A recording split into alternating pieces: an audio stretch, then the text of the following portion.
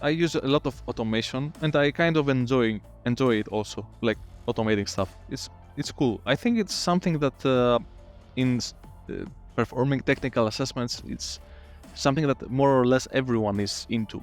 Writing bash scripts, Python, PowerShell, whatever it is. But the obvious use case is, of course, repetitive tasks. I mean, if you have a repetitive task, and there's absolutely no reason why wouldn't you spend some minutes or hours or even days to create some solution for that will make your life easier. And in the penetration test, in the typical penetration testing process, there's unlimited tasks that could be automated, given on the results you get by enumerating targets, test cases that you will come up with. There will be probably the need for automation. Maybe, for example, you will have some weird output and you want to perform a sequence of decoding routines against every line of a list of crazy strings to see if something comes up, something that is readable, something that makes sense. For example, maybe you will have somehow exported a base64 encoded byte arrays that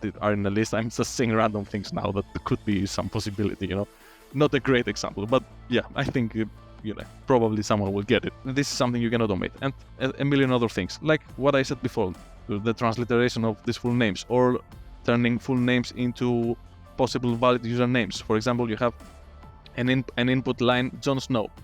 This could be J Snow, Snow J, JS, J_S, J-S, and one of them could be valid. There's an unlimited amount of such things in pen testing that you can apply automation.